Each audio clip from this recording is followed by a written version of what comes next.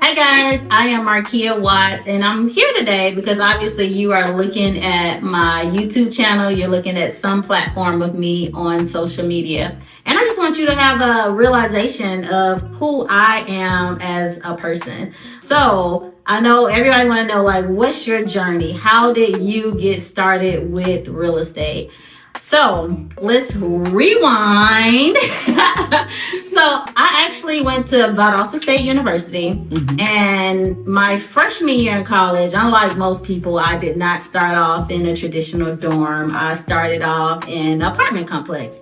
And the reason that I started off in an apartment complex because I actually started at South Georgia College, which was a bridge between Valdosta State. So unfortunately, I had to be there a year before I could transition to Valdosta State. So it's not because I was all bougie and I just didn't want to stay on campus. I actually could not stay on campus. So with that being said, I stayed off site and I stayed in an apartment complex. Love my apartment complex.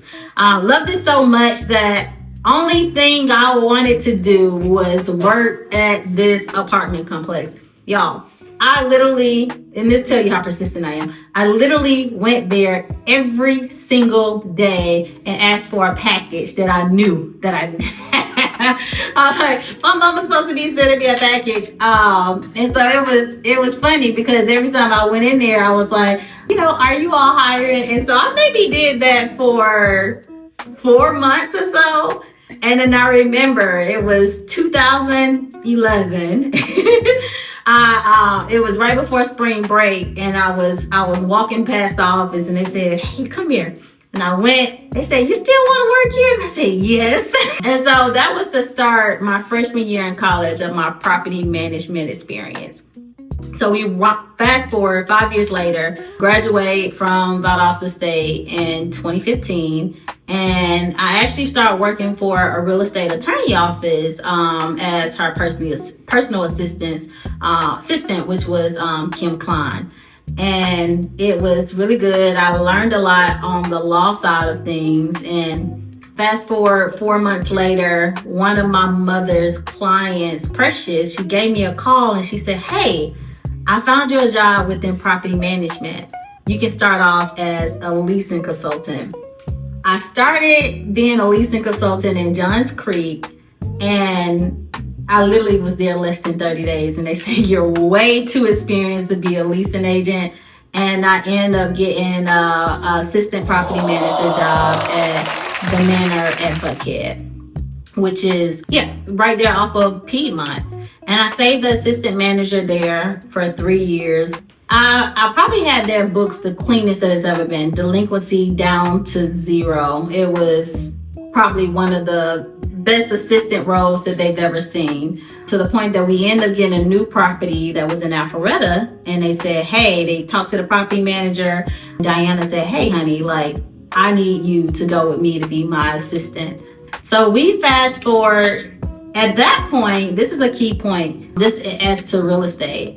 I was 24 at the time, literally lost my mom the year before. And it came a point of time that I had an apartment in Piedmont, Buckhead area. I was only paying like $830. I stayed at one of the properties that, we managed.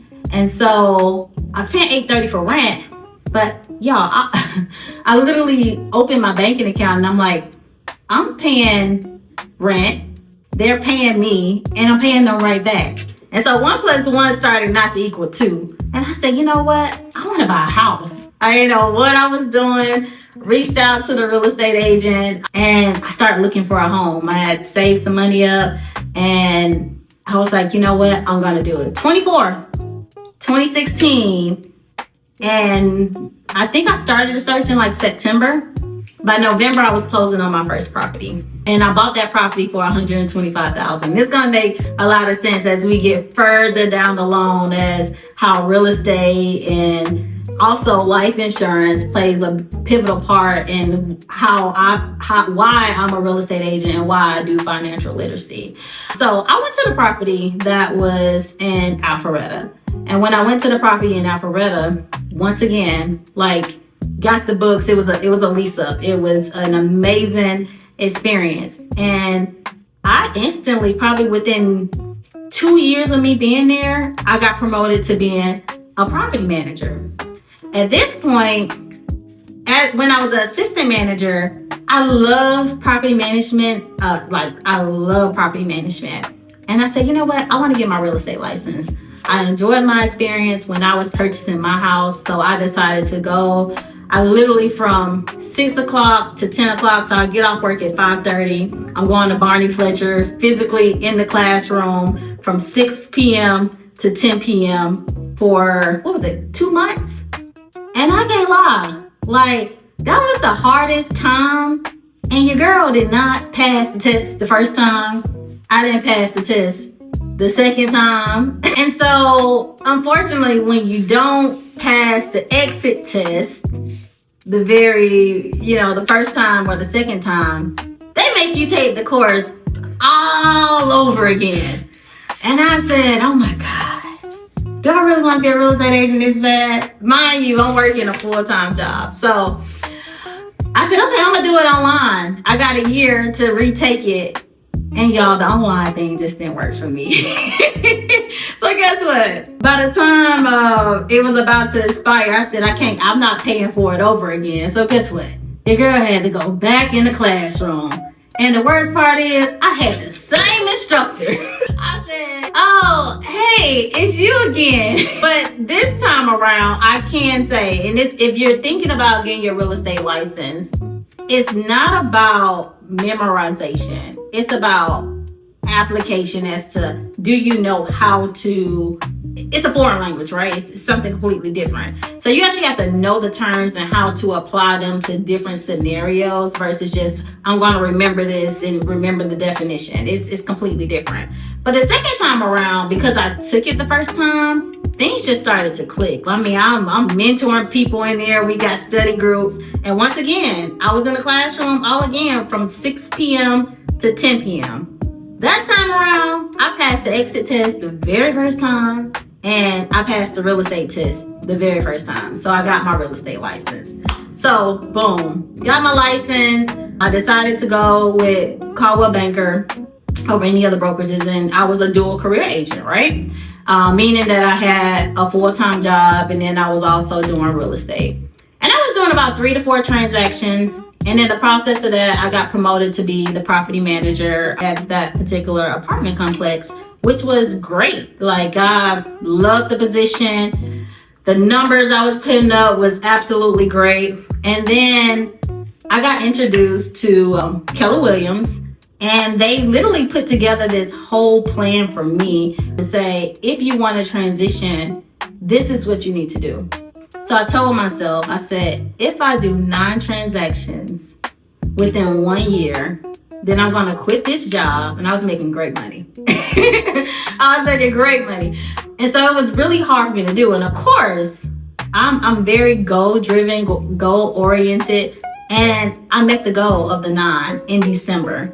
So I said, I'm going to buy an investment property.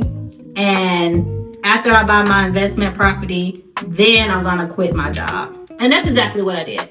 I decided to go ahead and turn my notice in. It was the hardest thing I think I ever had to do. Mind you, we're in 2021. Turned my notice in. I actually hired Tawantis to be my real estate agent to help me find my investment property. So I found the investment property, and literally from there, the timeline literally started ticking. On the 20th, it was the 10th of December. I closed on that property. The 11th of December, I got proposed to. And from there, next thing you know, January, I left my job. I have this investment property. I'm a full-time entrepreneur, and I'm ready to take on the world, And in the process of that, it was a really big deal about me transitioning from being a dual career agent to a full-time real estate agent, which I actually did create an ebook and a course for my dual career, which I will drop the link for the ebook if you want to take a look at it. It's actually helped a lot of people along with my course. But from there, I am going to give you all the rest of the journey, but I'm going to stop there because from here on out, is when a major shift change, a major relationship, I would say, with God that literally just brought my spirituality just to be very, very strong. Because being an entrepreneur is one thing, doing an investment property is another thing, preparing to be a wife, dealing with friends essentially in the process of all of that. It's a lot of stuff, I would say, within these last 2 years that just unraveled before my eyes. And I'm sitting here telling you all this story because I made a promise to God that I said that I'm going to start sharing my testimonies in a sense. And so that was like all the, I'm a full-time real estate agent now. Now what? So stay tuned for part 2 and 3 and 4 potentially of how we get into how I got into the weed of things and how I am where I am right now within the journey that I'm on. So look forward to seeing you all later. Bye.